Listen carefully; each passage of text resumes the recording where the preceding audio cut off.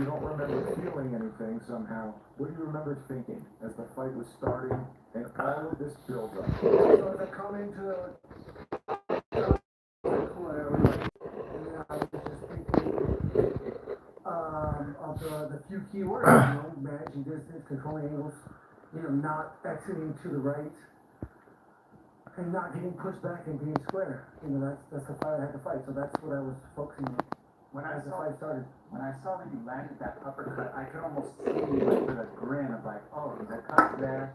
Yeah, with that one. He's such a brave boy that he was so concerned about the blood so immediately. I hit him with the uppercut. He's bleeding and he started touching it over and over and over. But he's so freaking to do this. I don't know how I stayed away from some of those shots. He definitely rocked me, but I just kept telling myself that to just trust my ability, not be emotional.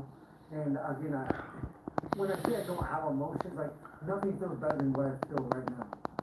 So obviously I have emotions, but I've understood that emotions can kill you and will kill you and cause you to hesitate and cause you to overthink and take shortcuts sometimes because you think you can do it. But getting knocked out by a match was such a blessing for me. I fought like an idiot, but that was such a blessing because it makes this story that much greater.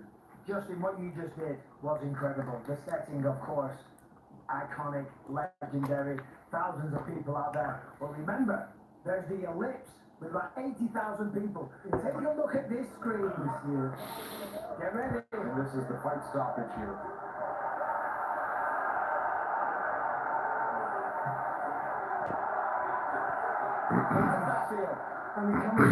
Freedom. I wish Sympathy. I could show you a map there and from in the middle of nowhere. And I don't know. I can't believe I made this far. I'm so proud of You myself. weren't reading the Constitution before you walked out there. I was reading the Constitution. I was looking at all of the previous the presidents and some of the greatest men that have ever lived in this country. And I was just, I was just Obviously, the second round was a tough round. And he's a phenomenal, undefeated fighter. In the third round, though, you really started to slow down and you were landing some big shots. But I remember at one point he threw a right hand, which previously was coming really fast. But this time it came really laboured, and I thought to myself, he's done. Sapori is slowing down majorly. Did you see that? Did you feel the same way? what I felt was in the third round when I kept jabbing the shit out of him. And my coach is like, he's on his, because the plan was do not lead with jabs until he finds his back foot. And as soon as he finds his back foot, he's not going to be able to close it. He's not going to be dangerous. And he's not dangerous off his back foot. You have to get him there.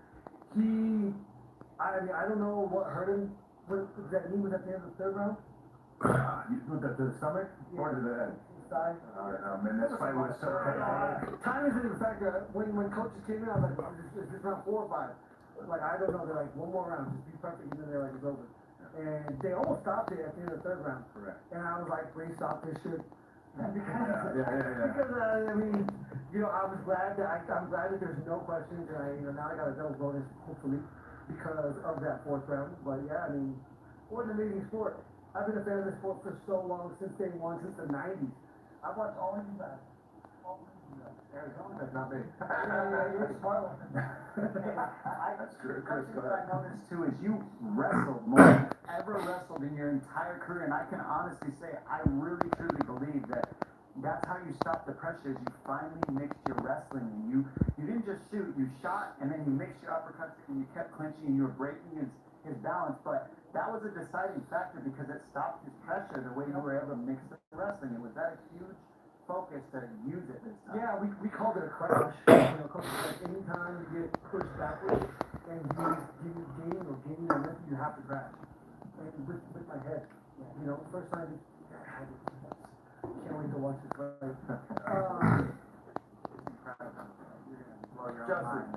Justin, you guys pre-fight, you had completely two different mindsets. You were ready for adversity. You were ready to go through hell to get that win. And Taporia was just so confident he was going to get you out of there in the first. I am such a huge fan of this kid, but where do you go from here? It's tough. It's going to be very tough contact. You lost and you felt that, so what do you think is going to happen? You said he But I've never had the mindset he had. I never thought myself unbeatable or infallible. I knew I said it from day one, I'm gonna get knocked out with the way I fight, with how crazy the sport is. I've been a fan of the sport since 1992. My dad showed me this when I was 4, and I fell in love with it, and I've been in love with it since that day. Given how overlooked you were by not only him but by other people in the sport, how good does it feel? By experts.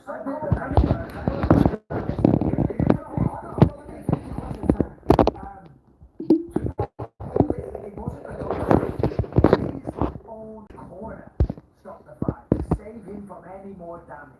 How good did that feel? I mean, that's the first time I've heard that. I thought the doctor thought, because he couldn't see. No, they decided to end the I fight. mean, again, I don't want to say anything bad about this guy. He was a world champion, you know, and I seized my opportunity to take it from him. But he's not going, and I'm not. Yeah, face is still fresh. I said I was gonna, something's wrong with my skin. He hit me in the chin a couple of times. I didn't take it. I've been, this is my 16th fight. I've been underdog 12 times now. And I'm not calling the experts fools, but you guys do not see what I'm doing.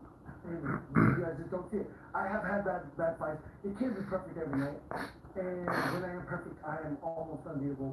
Or you're gonna have to walk through hell to get through me.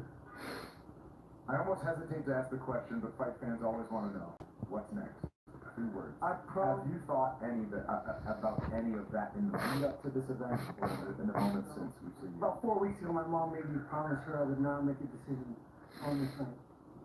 And that's why. Is that because you said you were going to make a decision? No, that's because she knows. She knows it's not the beginning. She knows it's not the beginning. She knows how vulnerable I am on these nights specifically. And, you know, win or lose, she didn't want me to put myself in a hole that I couldn't dig myself out of. I don't know.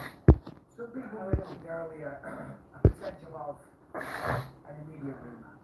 Do you think there's grounds for that? Do you think it warrants that, or do you think we move on to the next contender? I don't even know. Again, Sure. I don't know. I would say definitely not a rematch. I mean, I made him quit on the stool. It's not like there was, he hurt me, I think it was 3-1. I was doing 3 rounds to 1. In any election, that's a domination. That's true. And I love how you put it. We were way bigger underdogs 250 years ago than you were tonight. No, look where we're at today. In any election, that's a domination. One more. I wonder, there will be a lot of stories told about this week, I'm sure. Damn, allergies are killing me. And celebrations and more stories will be written in the immediate aftermath. Is there anything you can share with us in some of your quiet moments of the week that really stands out to you as part of this experience? Yeah, this is my 3rd time fighting for Undisputed Gold. And the last 2 times I made it such a big thing. And this week I just wanted something. Another fight. I needed to give up for 25 minutes. I'm fighting a very dangerous guy. And when I am the underdog, you know, I thrive in these moments because of who I am. Who my parents are, who I was raised wrestling my whole life. That made me able to be petty. This is way better than the stupid NBA finals and the whole playoffs. Tremendous example of how you fight the love for your parents, where you're from, your great country. Congratulations, Justin. Enjoy all of the spoils. But congrats, Knicks. They deserve it. Indeed. That's right. Being a lot this summer. Justin Gaethje, 14th undisputed lightweight UFC champion. Safford, Arizona's own. And here's what it looks like in the top 10. Justin Gaethje has the C. It's not an interim title any longer. He's an undisputed champion as he knocks Ilya Topuria. Good job. Undefeated. Arman Sarukian is probably the one that's sitting out here with the best case to challenge for the title next. Michael Bisping, top 10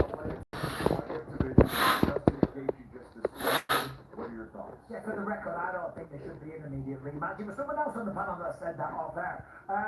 When you look at the rankings, there's one name, and we all know whose name that is. It's Arman Sarukian. He is the guy that should get the shot. I think Justin Gaethje deserves right now to go and do whatever he wants to do, take as much time off as he likes, within reason. But Arman Sarukian needs to be the first defense. The man has been beating everybody. I mean, he's phenomenal. I mean, some of the performances that he's had, on, and the popularity that he is gaining. You know, I mean, destroying Dan Hooker last time out, and look at that, I guess, Benil Dariush, it was mere seconds, like 16 seconds or something crazy like that. I'm so rigid without a shadow of a doubt. He needs to be the next contender. I'm with you. Alright, whatever. Let's see. Let's Let's see. It would be a fun fight. Charles Oliveira, the MF champion. I think that would be pretty cool too. And I agree with you. I'm not the one that the Poirier should get a rematch. Then I'm trying to imply that that must have been Dominic then. It's been a long night. There's been a lot of thoughts back and forth. No, you definitely can't argue with Sarukian, especially with the amount of work that he's put into the wrestling that he's doing in between. He stayed very active. All right. He did Charles go on Gaethje, that one all fight, praise to and him I tonight. feel like he built For it like Justin. that. I mean, the things that he's done, the performances he's had in wrestling, the performances he's had in fighting,